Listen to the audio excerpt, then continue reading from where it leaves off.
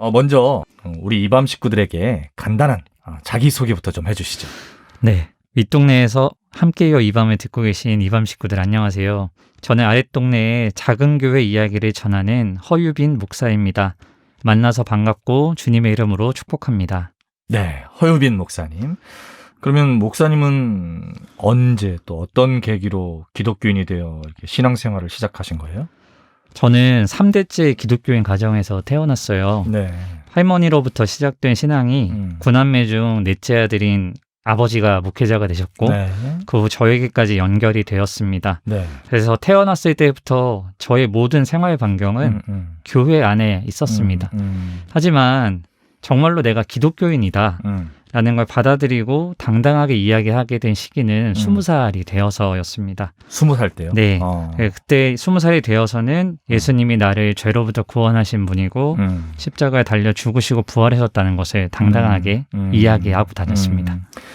아버님이 목사님의 자녀로 살아가는 데는 어려움이 없었어요? 작은 교회 목회자의 자녀로 살아갔기 때문에 네. 어려운 점들을 많이 보면서 자랐습니다. 일단은 경제적으로 그렇게 넉넉한 것도 아니었고 작은 교회이다 보니까 네. 특히 네. 그리고 뭐 사실 누가 알아주는 게 아니잖아요. 큰 네. 교회였으면 큰 교회 목사 아들 이럴 텐데 작은 네. 교회니까 별로 그렇게 알아주지도 않았지만 그럼에도 불구하고 아버지께서는 꿋꿋하게 20년 넘게 목회를 하시더라고요. 네. 그 모습 보면서 저는 그래도 잘 자라난 것 같습니다. 형제 저는 4살 위에 형이 있었고요. 그리고 저희 가정은 좀 원래는 부모님이 부부 교사하셨습니다. 그러셔서 저희 부부 교사이신 부모님을 좀 바쁘셔가지고 네. 저희 할머니께서 저를 키워주셨어요. 저희 집에 오셔서 키워주셨는데 네. 그 할머니를 거의 엄마처럼 따르면서 같이 자라고 할머니하고 많은 추억이 있었습니다. 부부 교사이셨는데 목회자의 길로 사모님의 길로 들어선 거예요? 네, 제가 6살 때. 혹시 후회는 안 하시나요, 부모님은? 후회는 안 하시더라고요. 네. 저는 이런 분들을 존경합니다. 그러면 이제 20살 때 우리가 흔히 말하는 인격적인 만남 뭐 이렇게 네. 표현하기도 하는데 네. 그러면 목회자가 되어야겠다고 결심한 게 20살 때인 거예요? 아니면은 아니죠. 20살에 기독교인인 거에 당당하게 제가 믿고 이제 표현을 했지만 목회자가 되어야겠다는 생각은 전혀 하지 않았습니다. 그러면 언제 어떤 계기가 있었을까요? 일단은 제 목회자의 자녀로 작은 교회 목회자로 살아오면서 네. 남들 쉴 때 못 쉬고 남들 휴가 갈 때 못 가고 네. 그다음에 섬김을 받는 위치보다는 항상 누군가를 도와줘야 하는 그 위치에 있었거든요. 네. 그런 아버지를 보면서 그런 저로 자녀로 자라면서 절대 목회자는 되지 않겠다라고 생각했었는데 참 신기한 게 제가 목회자가 되어야겠다고 결심했던 네. 계기가 네.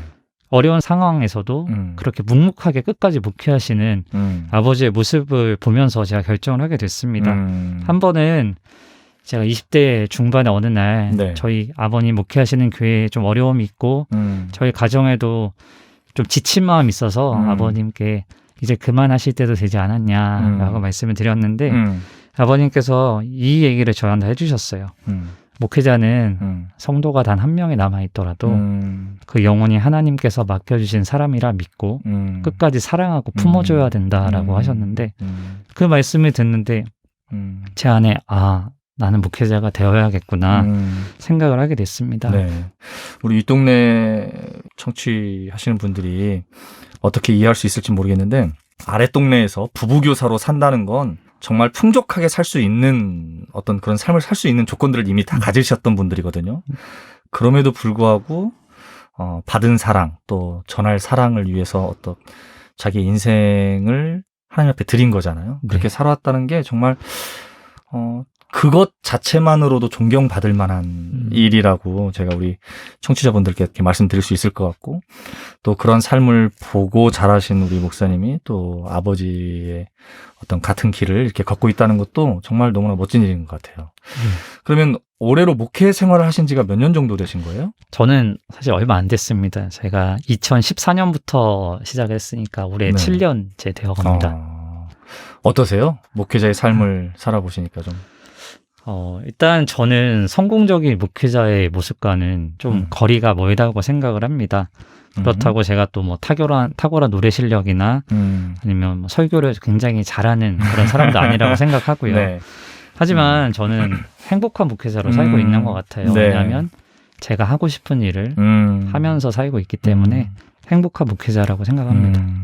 힘든 일도 없지 않았겠습니까? 네. 뭐 그러면은 이렇게 질문드려도 될까요? 가장 어렵고 눈물 났던 순간을 꼽아본다면 어떤 일들이 있었을까요? 네, 제가 아직 젊습니다만 그럼에도 불구하고 몸이 좋지 않았던 때가 있었습니다. 그래요? 마음은 원이로되 육신이 약하다라는 말씀이 있는데 저는 제 마음은 목회 활동을 너무 열심히 하고 싶은데 몸이 따라가 주질 않는 거예요. 그래서 병원에서 멈추라고 했었거든요. 그래서 부득이하게 멈춰야만 했던 시기가 있었는데요. 그때 참 많이 울었던 기억이 나고 그리고 교회와 제가 청년부 했었는데 함께했던 청년들에게 굉장히 좀 미안한 마음을 여전히 제가 가지고 있습니다. 그러면 반대로 가장 행복하고 보람된 순간은 언제였을까요? 행복하고 보람된 순간은 정말 많죠. 그래요? 그런데 제가 함께해요 이 밤을 준비하면서 네. 제가 참 오랜만에 그 윗동네에서 내려오신 한 할머니 권사님 이야기가 좀 생각이 났어요. 네네네. 지금은 주님 품으로 돌아가신 할머니 권사님이신데 그분께서 연로하셔서 항상 지팡이를 짚고 다니셨거든요. 네네. 하루는 교회 예배를 마치고 제가 예배당을 정리한 후에 사무실로 돌아가려는데 네. 그 할머니 권사님께서 성경책이 든 손가방을 들고 지팡이를 짚고 걸어가시는데 네. 마침 그날 비가 엄청 많이 내리는 날이었어요. 네네. 그런데 할머니께서 성경책을 들고 가셔야 되니까 그리고 지팡이 짚으셔야 되니까 비를 맞고 걸어가시는 거예요. 아, 그렇죠. 한 손에 네. 가방, 한 손에는 지팡이가 있으니까. 네, 그 모습을 보고 제가 그냥 저는 할머니와 자랐기 때문에 그냥 빨리 가서 제가 우산을 씌워드리고 이제 잠깐 길에 서서 한 5분 정도 그 가족분이 차로 데리러 오실 때까지 기다렸었어요. 아, 네네. 그러고 그냥 사무실로 돌아왔는데 네. 그 주 주일에 예배 후에 할머니 권사님이 저를 찾아오셨어요. 찾아오셔서 우시던 거예요. 그날 전도사님이 그땐 전도사였습니다. 네네. 전도사님이 나를 우산을 씌워줘서 너무나도 고맙다고 그러시면서 저한테 정말 꼬깃꼬깃하지만 밥 한 그릇 내가 사주로 가고 싶은데 못하니까 꼬깃꼬깃해서 밥 한 그릇 사 먹으라고 그렇게 돈을 주셨는데 그때가 정말 행복하고 보람되고 좋았던 기억으로 남아 있습니다. 네. 할머니의 사랑을 누구보다 잘 알기 때문에 또 그리고 그 권사님이 그 꼬깃꼬깃한 돈이 어떤 돈인지 아셨기 때문에 더 지금까지도 보람된 순간으로 기억되리라고 생각이 되어지는데요. 사실 저희가요, 이 허유빈 목사님을 모시게 된 진짜 이유는 아랫동네에서 이제 유튜브 채널이라고 하죠. 이제 네. 영상으로 서로 공유하면서 볼 수 있는 그런 채널이 있는데 골목교회를 운영하고 있기 때문이잖아요. 네. 먼저 이밤 식구들을 위해서 골목교회라는 게 어떤 곳인지, 이와 반대인 개념, 대형교회와 비교해서 어떻게 다른지 그런 개념부터 좀 설명해 주시죠. 네, 일단 유튜브 채널 골목교회는 평범하지만 특별한 동네 교회 이야기를 네. 전하는 채널입니다. 사람들이 몰리는 곳은 분명 소문이 나잖아요. 네네. 똑같이 교회에도 10명이었던 성도가 뭐 1, 2년 만에 수천 명으로 늘었다. 아니면 그렇게 해서 교회가 큰 건물을 세웠다라는 이야기는 네. 다양한 경로를 통해서 접할 수가 있어요. 네. 하지만 길을 걷다가 동네마다 있는 상가의 2층, 3층 혹은 지하에 있는 네. 교회 그 교회와 목회자 이야기는 듣기가 너무 어렵잖아요. 네. 네. 직접 찾아가지 않으면 들을 수가 없습니다. 네. 우리가 가장 친한 친구나 아니면 내가 좋아하는 사람을 지금까지 어떤 인생을 살아왔는지 듣기 위해서는 같이 뭐 밥을 먹거나 네네. 차를 마셔야 들을 수 있듯이 작은 교회도 찾아가서 들어야만 들을 수 있다고 생각을 해서 네. 저희는 직접 찾아가지 않으면 들을 수 없는 길을 걷다 보면 동네에서 만날 수 있는 작은 교회 목회자들의 이야기를 담아내고자 개설된 채널입니다. 네.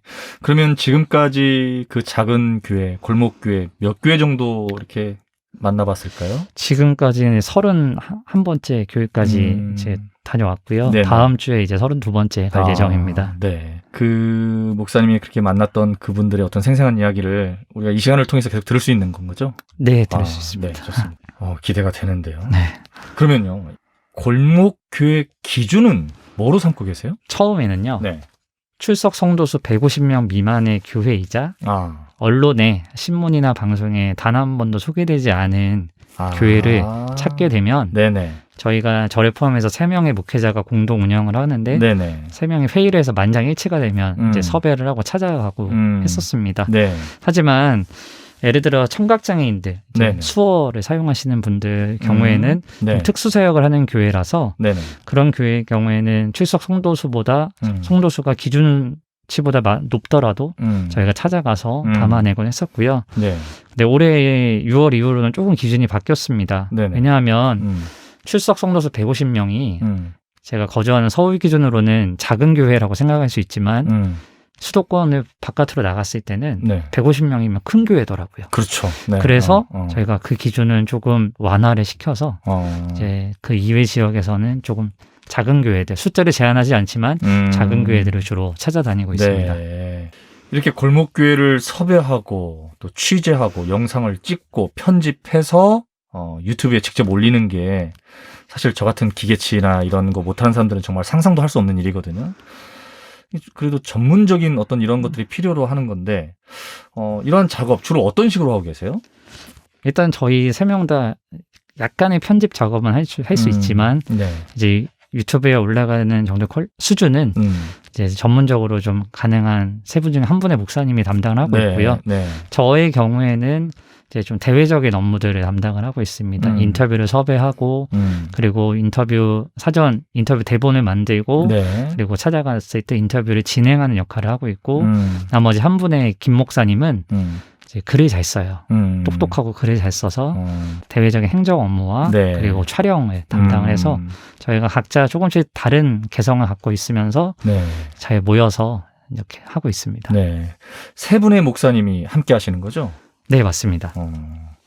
보니까 나이대도 비슷하시고 3분이. 네. 이 3분이 의견 충돌이 있다거나 예를 들면 야, 이 교회 우리 한번 해보자는데 한 사람이 에이 별로야 그러면은 취소가 되는 거예요? 아니면 이렇게 다 이렇게 막 설득해서 그런 과정들이 좀 있을 것 같은데 어떻습니까? 네. 일단은 저희가 여기 함께요 이 밤으로 오게 됐을 때도 일단은 만장일치가 되어서 오게 되었고요. 네네. 각자의 개성이 있기 때문에 모든 일이 일사천리로 항상 빨리빨리 진행이 되진 않습니다. 하지만 시작할 때부터 저희가 세웠던 철칙이 만장일치가 되지 않으면 어떠한 일도 진행하지 않겠다라는 기준을 세웠기 때문에 저희가 어떤 일을 진행을 하다가 다른 생각이 이제 들 경우에는 눈치 보지 않고 좀 편안하게 이야기를 합니다. 하면서 의견을 조율을 해나가고요. 그래서 뭐 빠른 편은 아니지만 저희는 3명 모두가 같은 방향을 향해 걷고 있다고 생각하고 있기 때문에 아직까지는 즐겁게 잘하고 있습니다. 그러면 생각하시기에 합이 좀 잘 맞는다고 생각이 드세요? 네, 잘 맞습니다. 그러니까 방문했던 교회 중에 특히 기억에 남는 곳이 있으실까요? 사실 모든 교회가 다 기억에 남습니다. 인터뷰하게 하신 모든 교회들이 하나님께서 인도해 주신 곳이라 저는 확신을 하거든요. 하지만 그중에서도 청각장애인들이 출석하는 영락농인교회가 저는 가장 기억에 많이 남았습니다. 청각장애인들만? 네. 제가 이 교회를 좀 섭외하게 된 계기가 있었는데요. 제가 우연히 이 영락농인교회의 주일 예배 영상을 보게 됐어요. 성도들이 찬양을 하는데 우리 찬양하면 목소리를 내어서 찬양을 하잖아요. 하지만 청각장애인분들은 목소리가 아니라 손으로 찬양을 하시죠. 목소리가 아닌 손으로 수어로 찬양을 하는데 그 찬양하시는 분들의 표정이 정말 너무 행복하게 찬양을 하시는 거예요. 부끄럽습니다만 제가 그 모습을 보면서 울었어요. 그리고 무조건 찾아가야겠다. 그래서 일단 저희가 만장일치로 결정을 하고 정말 무턱대고 교회에 연락을 해서 정말 꼭 해보고 싶다 그랬는데 여태까지 영락농인교회 담임 목사님께서 어떠한 외부 인터뷰를 하지 않으셨는데 저희의 취지와 저희 영상을 보시고 해주셔가지고 다녀왔었습니다. 앞으로 한 곳 한 곳 소개해 가겠지만 이 골목교회를 직접 취재하면서 목사님도 예전과 다르게 크게 느낀 점, 깨달은 점이 있을 것 같은데요. 어떻습니까? 네, 제가 이전에는 목회자 자녀로 살았기 때문에 목회자는 개인의 삶, 일상도 포기한 채 교회에 무조건 희생해야만 된다고 저는 생각했었어요. 하지만 골목교회를 인터뷰하면서 제가 분명하게 깨달은 점 하나는 교회가 살아있고 말하는 끈끈한 참된 공동체가 되기 위해서는 가장 먼저 성도들을 섬기는 목회자가 행복해야 된다는 것이 있습니다. 네네. 뭐 행복의 기준은 뭐 돈이나 출석 성도의 수로는 정할 수가 없어요. 하지만 목회자가 얼마나 그 자신에게 맡겨진 사명, 영혼들을 즐겁게 감당하고 섬기고 있느냐, 그것을 통해서 이 목회자가 행복하냐 행복하지 않느냐를 판단할 수 있다고 생각을 했었어요. 그리고 교회가 크지 않더라도 네. 목회자의 사례비가 많지 않더라도 네. 행복하게 목회 사명 감당하는 분들이 정말 생각보다 많다는 것을 골목교회를 하면서 계속 배워나가고 있습니다. 네. 이 유튜브를 통해 영상을 본 교회 목사님들이나 구독자들의 반응이 어떨지 되게 궁금해요. 처음 섭외 연락을 드리면요. 네. 왜 저 같은 사람 인터뷰 하십니까? 대부분 그렇게 말씀을 하세요. 네. 그럼 저는 골목교회 취지와 섭외 이유에 대해서 말씀을 드려요. 그러면 인터뷰를 수락을 하시기도 하고 거절을 하시기도 합니다. 네. 하지만 일단 수락 여부를 떠나서 목사님들이 대부분 자신에게 연락을 해줬다는 사실만으로도 되게 고마워하세요. 네. 그리고 인터뷰를 진행한 후에는 자신을 찾아와줘서 고맙다고. 그리고 인터뷰를 준비하면서 자신이 지나온 그렇죠. 목회 여정을 네. 다시 돌아보면서 마음을 새롭게 할 수 있었다라고 그런 반응들을 저에게 주셨어요. 네. 그리고 영상을 보시는 구독자분들도 작은 골목교회에서 희망을 볼 수 있었다라는 반응을 주시기도 하고요. 네. 그리고 정말 마음에 감동받은 분들은 실제로 인터뷰에 응한 교회를 찾아가서 예배를 같이 드리기도 하고요. 네. 그리고 머나먼 남미 지역의 아르헨티나라는 나라가 있는데 네네. 거기서도 잘 보고 있다고 매 영상마다 댓글을 남겨주고 계십니다. 네. 앞으로 우리 동네 골목교회 시간을 통해서 이밤 식구들이 어떤 것을 새롭게 알고 또 느끼면 좋을지 목사님 바람이 있다면 한 말씀 해주시기 바랍니다. 저는 골목교회를 인터뷰하면서 네. 교회의 규모를 떠나서 모든 교회는 맡겨진 사명, 역할이 있다라고 확신하게 되었습니다. 네. 그리고 모든 그 교회에 하나님께서 함께 하시고 일하신다라는 것도 확신하고 있고요. 네. 근데 아랫동네에서 요즘 교회를 향한 시선이 그렇게 곱지 않잖아요. 네. 뭐 여러 가지 안타까운 일들도 있었고요. 네. 하지만 이밤 식구분들은 네. 우리 동네 골목교회 이 시간을 통해서 네. 다시 한번 좀 따뜻함과 희망의 시선으로 교회를 바라보실 수 있었으면 하고요. 네네. 그리고 교회 그리고 나에게 일하시는 하나님을 돌아보면서 잔잔한 감동과 감사의 고백이 일어나길 저는 기대해 봅니다. 네. 앞으로 정말 가슴 따뜻하고 재미있는 작은 교회들의 이야기 해주실 것을 기대해 보면서요. 우리 동네 골목교회 지금까지 허유빈 목사님이었습니다. 목사님 고맙습니다. 감사합니다.